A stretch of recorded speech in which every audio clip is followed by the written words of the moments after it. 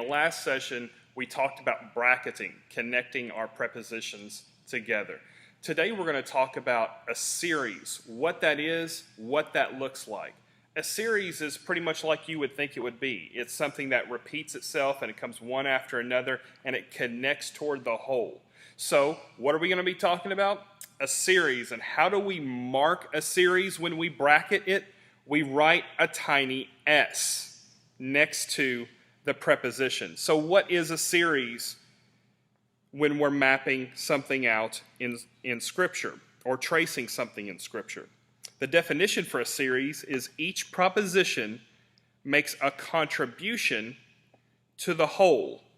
The key words that you're going to be looking for are and, which will occur the most, moreover, furthermore, and likewise. So let's look at an example of a series, a really quick example that we can really get a hold of. Let's take John 1:1. John 1:1 says this: "In the beginning was the Word, and the Word was with God, and the Word was God." So the first thing I'm going to do when I map this scripture is to find out where the prepositions are by identifying the key words. If I'm going to read this sentence again, I'm going to notice really quick where it says, "In the beginning was the Word, and the Word was God." I'm going to circle that and let me know that that's a first connecting word. That's a key word I need to look for. And the Word was with God, and the Word was God. So there's two items in a series there, two different prepositions or three different prepositions that I need to be aware of. So what I'm going to do is to separate this text into three prepositions based on my circles, and I'm going to justify them to allow bracketing on the left. And you can probably see that on your screen right now where it says, "In the beginning was the Word," first, "and the Word was with God," second preposition, "and the Word was God." So how do we connect these two things together? Well, let's start at the very beginning. The first bracket I'm going to make is between the first and second prepositions. In the beginning was the Word. That's the main idea. John further maps out and says, "And the Word was God." He's contributing to this whole idea of God being in the beginning, of Jesus being the Word from the beginning. In the beginning was the Word, and the Word was with God. So that's the first item in the series. So if we look at the third preposition, "and the Word was God," and the Word was God is making a contribution to the previous two statements.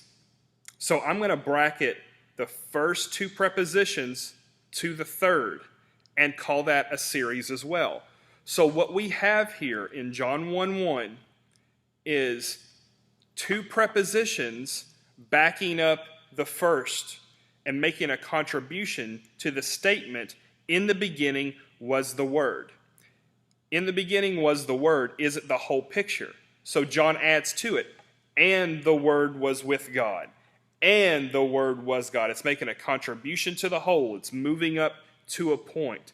So when we see words like "and," "moreover," "furthermore," and "likewise," we know that they're in a series.